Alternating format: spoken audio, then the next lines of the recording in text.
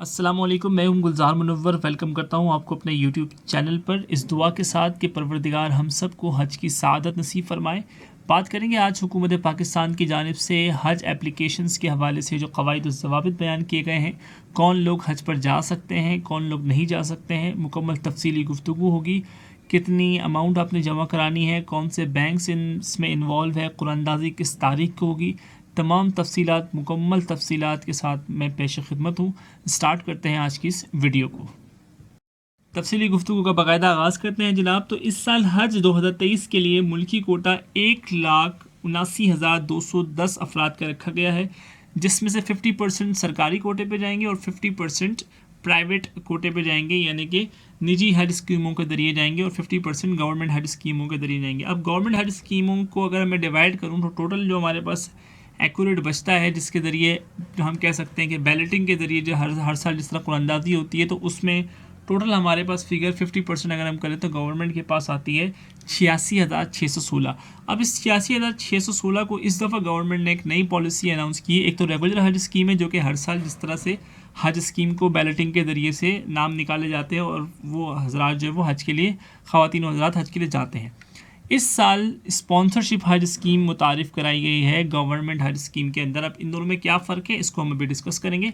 देखिए, रेगुलर हज स्कीम के तहत जो 86,616 थे, जो कि पहले ही 50% है टोटल कोटा के, उसमें से 50% यानी 43,308 वो हजरात होंगे जो रेगुलर हज स्कीम के ज़रिए जाएंगे। वो ख़वातीन हजरात जो रेगुलर हज स्कीम के ज़रिए जाएंगे, जिनका नाम कुरानदाजी के ज़रिए आएगा, वो होंगे 43,308।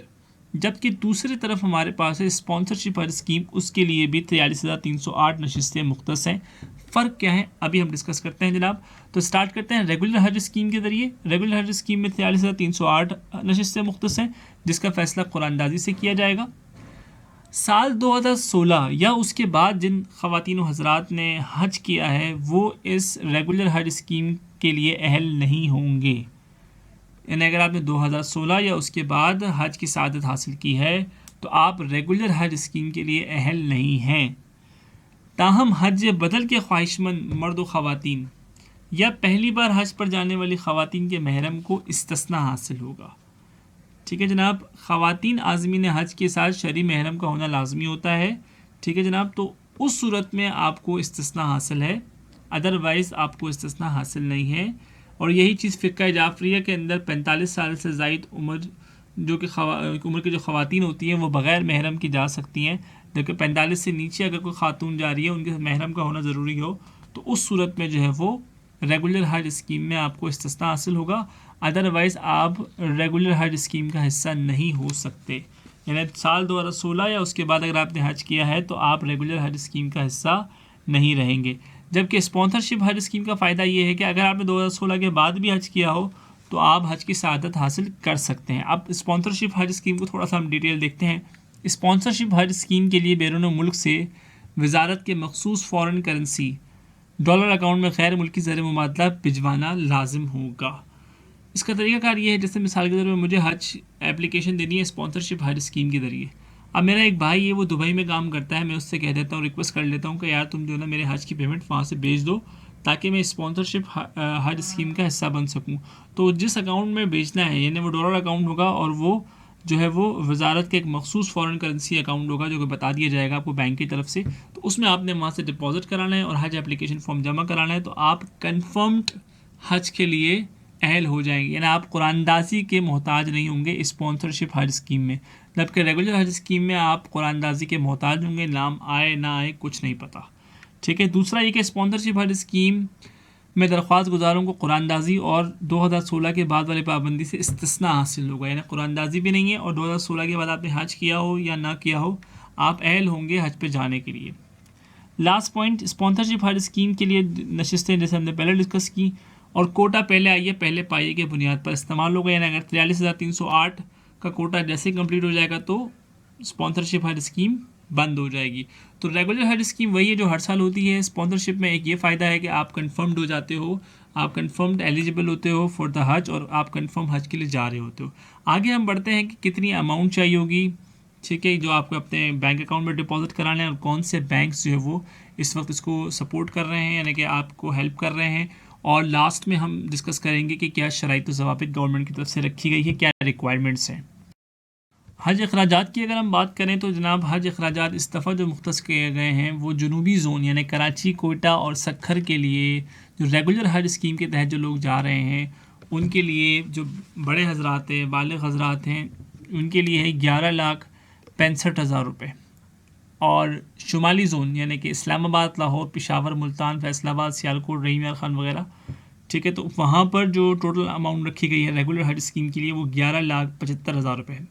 इसके अंदर कुर्बानी शामिल नहीं है, कुर्बानी का इंतज़ाम आपने ख़ुद करना होगा, ठीक है, कुर्बानी इसमें शामिल नहीं है। कराची, कोयटा और सक्खर जनूबी ज़ोन के लिए 11,65,000 है, शुमाली ज़ोन के लिए 11,75,000 की अमाउंट है।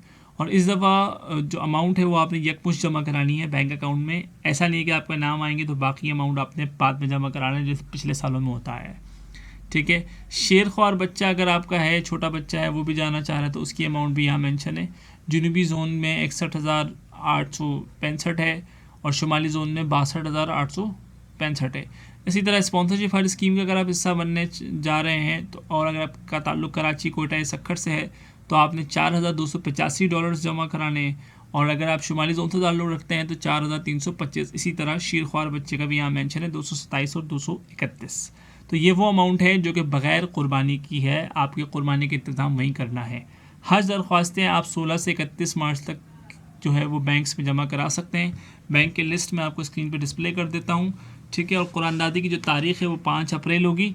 बैंक्स कौन कौन से इन्वॉल्व है? नेशनल बैंक है, हबीब बैंक लिमिटेड है, यूनाइटेड बैंक है, MCB बैंक है, एलाइट बैंक है, मीज़ान बैंक है, ज़री तरक्याती बैंक है, फैसल बैंक है, बैंक अल हबीब है, अस्करी बैंक है, सुनहरी बैंक है, बैंक अल फलाह है, द बैंक ऑफ पंजाब है, हबीब मेट्रो बैंक है। ये वो तमाम बैंक्स हैं जहाँ से आप अप्लाई कर सकते हैं फॉर द हज। तो आई होप कि आपको यहाँ तक बात समझ आई होगी। अब हम बात करेंगे कि क्या रिक्विजिट्स हैं, क्या रिक्वायरमेंट्स है फॉर द हज, क्या डॉक्यूमेंटेशन चाहिए, क्या क्या चीज़ें आपको लेके जानी है, उस पर हम थोड़ी डिस्कशन करते हैं।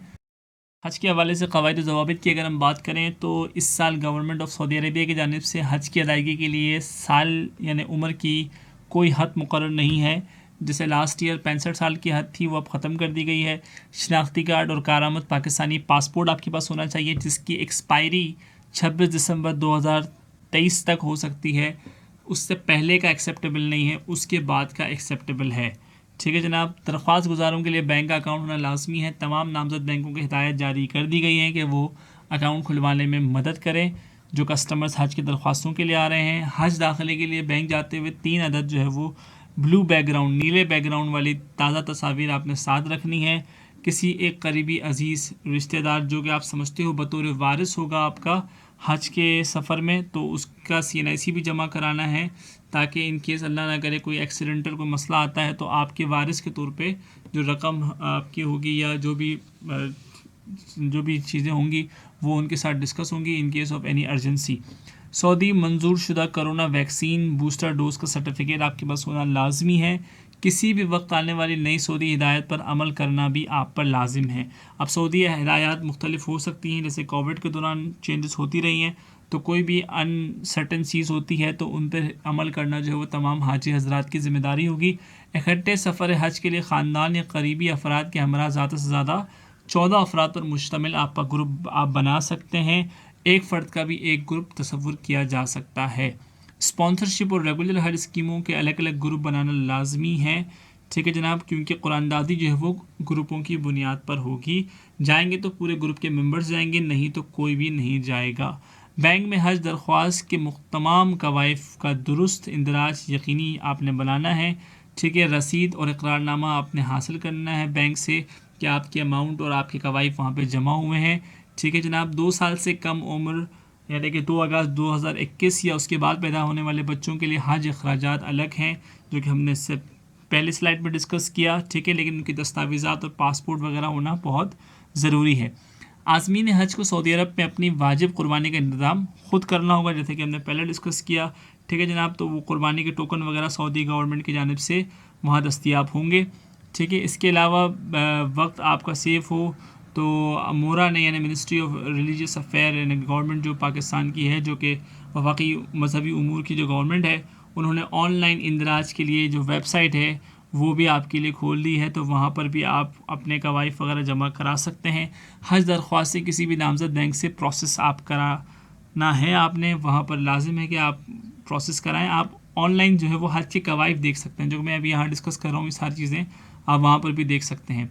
ठीक है, रेगुलर स्पॉन्सरशिप हज स्कीम के अखराजात, बैंकों के नाम और फॉरेन करेंसी अकाउंट जो है वो हमने डिस्कस कर लिए हैं। तो उम्मीद करता हूँ और इस दुआ के साथ कि परवरदिगार आपको हज की सआदत नसीब करे और हम सबको हज की सआदत नसीब करे और हमारी दुनिया बखैर हो और आखिरत भी बखैर हो। इसी दुआ के साथ उम्मीद करता हूँ इंशाअल्लाह फिर मुलाकात होगी आपसे। जज़ाकल्लाहु खैर, खुदा हाफ़िज़।